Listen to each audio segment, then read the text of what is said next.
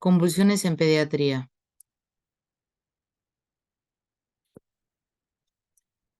Por definición, una crisis convulsiva es una descarga sincrónica excesiva de un grupo neuronal, que, dependiendo de su localización, puede manifestarse con síntomas motores, sensitivos, autonómicos o de carácter psíquico, con o sin pérdida del estado de alerta.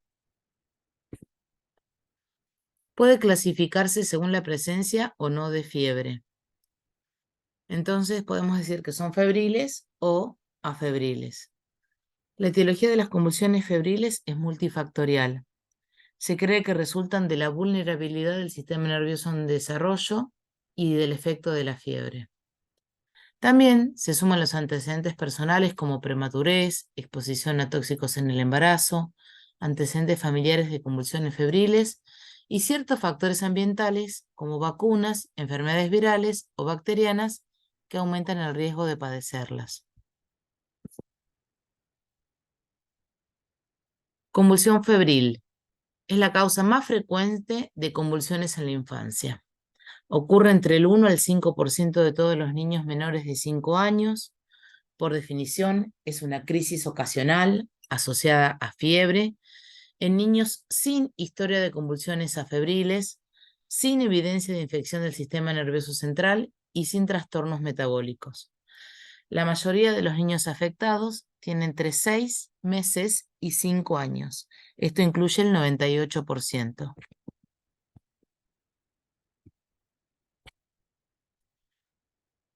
Las convulsiones febriles suelen aparecer en las primeras 24 horas de iniciado el cuadro febril. Parecieran asociarse con más claridad a registros altos que a la velocidad del ascenso térmico. Puede ser que la fiebre no se haya detectado en el momento de la convulsión, pero debe estar presente en las siguientes 24 horas como para poder clasificarla así. Clasificación de las convulsiones febriles. Según su duración, características y tiempo de recurrencia, se clasifican en: si es simple, es generalizada, se asocia a convulsiones tónico-clónico de los miembros, retroversión ocular, suele comprometer la musculatura facial y respiratoria. A veces puede manifestarse con crisis tónicas o atónicas. Pueden durar entre pocos segundos hasta un máximo de 15 minutos.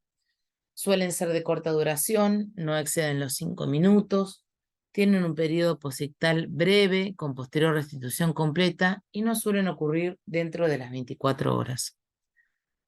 Se clasifican en complejas cuando tienen una de esas características, como semiología vocal, duración de más de 15 minutos, recurrencia dentro de las 24 horas dentro del mismo proceso febril y o secuencia neurológica posictal. La más frecuente de las secuencias es la parálisis de Todd, que es transitoria. En cuanto a la recurrencia, ocurre en un 30%, generalmente dentro de los 2 años de producida la primera convulsión febril. Se incrementa con factores como edad de inicio menor de 15 meses, antecedentes de convulsiones de familiares de primer grado, ocurrencia de múltiples convulsiones febriles dentro de un mismo episodio de enfermedad febril, debut con una crisis compleja, suele resolver a los 6 años y se presenta un leve incremento de riesgo de padecer epilepsia de entre el 1 y el 4%, dependiendo del tipo de crisis. Los estudios complementarios dependen del estado clínico del paciente, la edad, el tipo de crisis y sobre todo de la experiencia del profesional actuante. El laboratorio suele ser innecesario en caso de que, por interrogatorio y examen físico, corresponda a una convulsión febril simple. Se evaluará en algunos casos, según la clínica, realizar hemograma, glucemia, medio interno, orina. La punción lumbar no se realiza de rutina en pacientes que están en buen estado general y con restitución de su estado general. Se debe realizar, sí, en presencia de signos meningios o de encefalitis. En caso de estatus epiléptico, debe diferirse al menos 12 horas por riesgo de enclavamiento.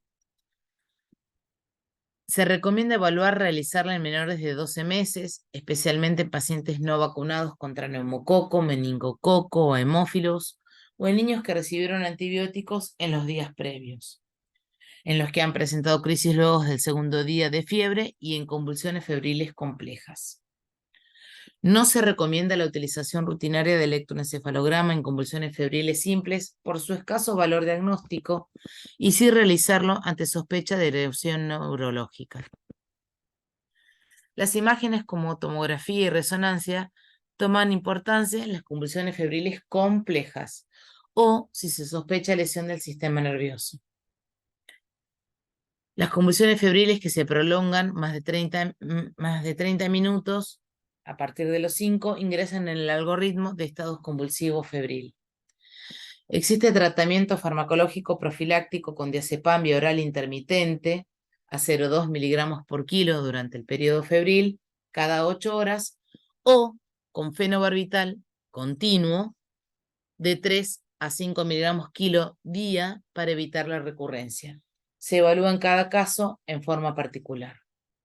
Los antitérmicos no previenen la recurrencia, pero sí ofrecen confort. Como diagnóstico, importante la anamnesis, el examen físico, la edad, clasificarla como simple o compleja, determinar el foco de la fiebre, descartar infección del sistema nervioso, evaluar exámenes complementarios como tomografía, resonancia, convulsiones focales, signos neurológicos focales, antecedentes de traumatismo encefalocraniano, alteración del Glasgow, información y contención a los padres es muy importante.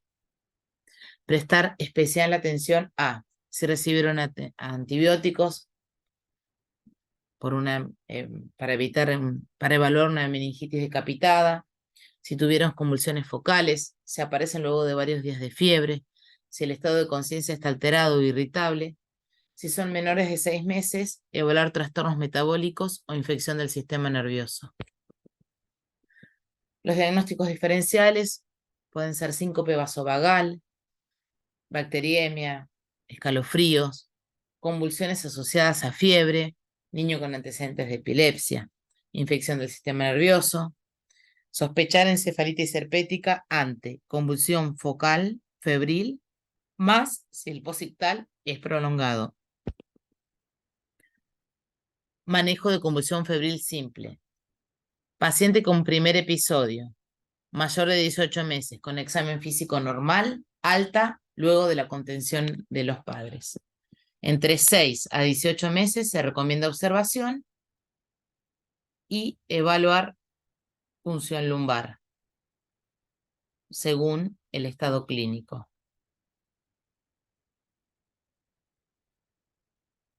Paciente con antecedentes de convulsiones focales o alta chequeando recomendaciones a los padres.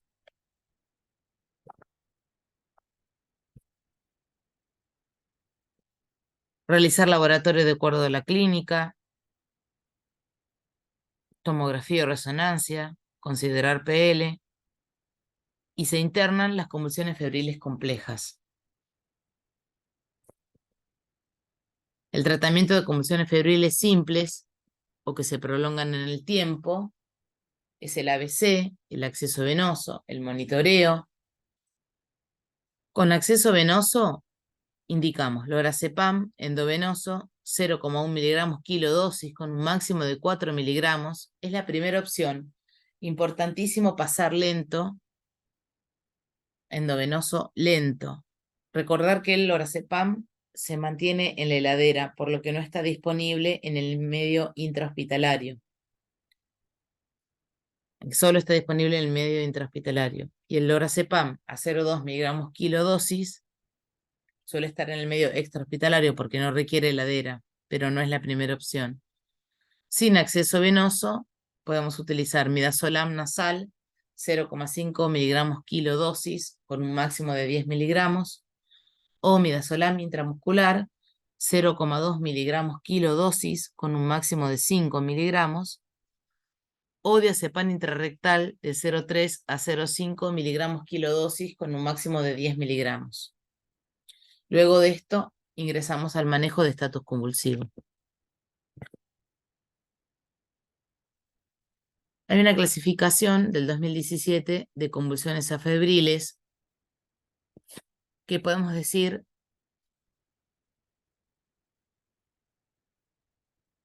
que según las características y duración,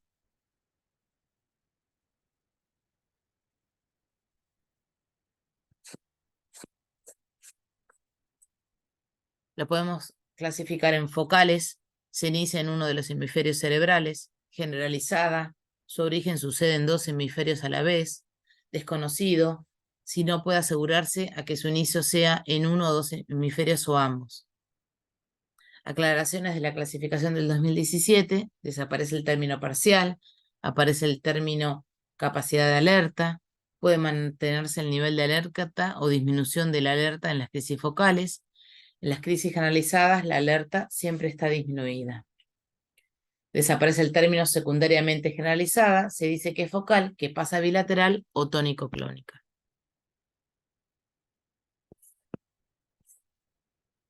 También podemos decir que se clasifican en origen focal, origen generalizado, origen desconocido o no clasificable. Etiología del estatus convulsivo epiléptico según la edad. Podemos decir que en los neonatos pensamos en traumatismo, en anoxia perinatal, en patología del sistema nervioso relacionada con la prematurez, hemorragia intraventricular, infecciones perinatales con compromiso del sistema nervioso, exposición prenatal a drogas o alcohol, errores congénitos del metabolismo, síndromes epilépticos como West o síndrome de Ohtahara. Y en los infantes evaluamos traumatismo de cráneo, estatus epiléptico febril, trastornos del medio interno, intoxicaciones, tumores del sistema nervioso central, errores congénitos del metabolismo, síndrome de Dravet, síndrome de Panayotopoulos, síndrome de Lennox-Gastaut, epilepsia mioclónica o síndrome de Kleffner. Consulta posterior a la convulsión resuelta. Es frecuente la consulta a los departamentos de urgencia luego de una primera convulsión. El paciente puede concurrir en un estado posictal o con resolución completa del estado de conciencia, que puede haberse autolimitado o bien cedido con tratamiento. Tener en cuenta, si el paciente es epiléptico conocido bajo tratamiento, ver las interrecurrencias infecciosas o un error en la dosificación o la falta de medicación, vómitos, diarrea, etc. También enfermedades febriles o que producen disminución del umbral del proceso convulsivo y detectar otras causas. Evaluar ajuste de dosis, observación e internación en casos de aumento significativo de la frecuencia o tiempo de lo habitual. El paciente con primer convulsión afebril en paciente sano, descartar causas como intoxicación, traumatismo, infección más ocupante, ACV, enfermedad metabólica, evaluar observación e internación para estudio. Como estudios complementarios de laboratorio vemos glucemia, y la hemoglucotés es la primera determinación a realizar. Se solicita un medio interno con gases, electrolitos como sodio, calcio, fósforo, magnesio. Estudios toxicológicos como estudios en orina, carboxhemoglobina, estudios metabólicos ante la sospecha de la misma, incluir estado ácido-base y henograma con cloro, hepatograma, CPK, coagulograma, amonio en otro tubo de hemograma, glucemia, orina, cetonas y ácidos orgánicos, dosaje de drogas antiepilépticas, seguir evaluando si requiere hemocultivos, punción lumbar. La resonancia del cerebro es más sensible y más específica que la tomografía, pero la tomografía suele estar más rápidamente disponible en mayor alcance en la mayoría de las instituciones. Hablando de estatus convulsivo, podemos definir etapas. Las convulsiones son generalmente breves y por definición son autolimitadas. La definición de estatus epiléptico tradicional conceptual es la de una crisis comicial que persiste por un tiempo prolongado, de 30 minutos, o distintas crisis que se repiten de modo que no existe recuperación completa de la conciencia entre las mismas. La nueva definición del 2015 propone que el estatus epiléptico ofrece una orientación cuando se considera el tratamiento. Entonces, el estatus epiléptico es una condición que resulta del fallo de los mecanismos responsables de la determinación de las convulsiones o el inicio de los mecanismos que conducen a convulsiones anormalmente prolongadas, o sea, después del tiempo o T1. Es una condición que puede tener consecuencias a largo plazo, desde después del punto T2, debido a la muerte o lesión neuronal y alteraciones de las redes neuronales, dependiendo del tipo y duración de las convulsiones. En general, el T1 es el punto en el que el tratamiento debe iniciarse, que es a los 5 minutos del inicio de las convulsiones, que pueden ser generalizadas, tónico-clónicas, y a los 10 minutos para las convulsiones focales, con o sin deterioro de la conciencia. El punto T2 marca el momento en que el daño neuronal o la alteración autoperpetuante de las redes neuronales puede comenzar a indicar que el estado epiléptico debe controlarse con anterioridad. El uso de esta definición operacional permite un tratamiento temprano, comenzando en los 5 a 10 minutos sin que se demoren las medidas terapéuticas que permitan disminuir la morbimortalidad asociada. Entonces, el ABC, vía aérea permeable, aspiración de secreciones, colocar oxígeno, establecer una vía endovenosa, laboratorio con corrección de glucemia, monitoreo de signos vitales, electrocardiograma, saturometría, tensión arterial. En cuanto a las intervenciones, el tratamiento farmacológico, evaluación primaria, ABC, administración de oxígeno y monitoreo de signos vitales, cronometraje del tiempo de la convulsión, tomar muestras de glucemia con valor menor a 60 miligramos por decilitro, corregir la glucemia, colocar acceso endovenoso y tomar muestras de sangre, tratar los desequilibrios del laboratorio. Decimos que el estado epiléptico precoz, entre los 5 y 10 minutos, si tenemos un acceso venoso, medicamos con lorazepam endovenoso 0,1 miligramos kilo dosis con un máximo de 4 miligramos. Esta es la primera opción. O diazepam 0,2 miligramos kilo dosis. Esto generalmente el medio extrahospitalario porque puede mantenerse el diazepam fuera de la heladera, al contrario que el lorazepam que requiere refrigeración. Sin acceso endovenoso, midazolam nasal 0,5 miligramos kilo dosis con un máximo de 10 miligramos, intramuscular 0,2 miligramos kilo dosis con un máximo de 5 miligramos, o diazepam intrarrectal 0,3 a 0,5 miligramos kilo dosis con un máximo de 10 miligramos. Cuando el estado epiléptico está establecido, es decir, entre los 10 a 20 minutos, la indicación es levetiracetam endovenosa 40 miligramos kilo, endovenoso, máxima dosis 3 gramos, evaluar si requiere mayor dosis o una segunda impregnación. Iniciamos la segunda droga cuando pasó el 70% de la primera. Luego continuamos con difenilidantoína, 20 miligramos por kilo endovenoso en 20 minutos, a razón de 1 miligramo kilo minuto. Evaluamos la segunda dosis de carga a 20 miligramos por kilo, teniendo en cuenta que la dosis máxima es 1 gramo. O fenobarbital, 15 a 20 miligramos kilo dosis hasta 30 miligramos por kilo, teniendo en cuenta que la dosis máxima es 1 gramo. Debemos evitar la difenilidantoína ante riesgo de arritmias. Cuando estamos en estado epiléptico refractario, entre los 30 y 60 minutos, consideramos midazolam dosis de carga,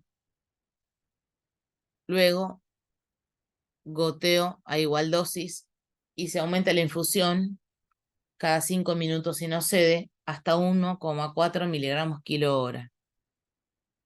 Luego de esto, si persiste, tiopental sódico, una dosis de carga de 1 miligramo por kilo, luego 1 miligramo kilo hora y se aumenta hasta 6 miligramos kilo hora.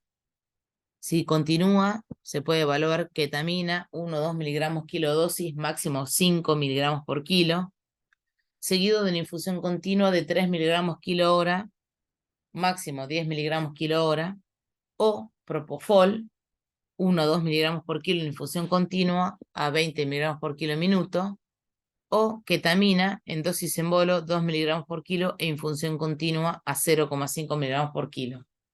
Luego de esto es un estado epiléptico súper refractario. Muchas gracias.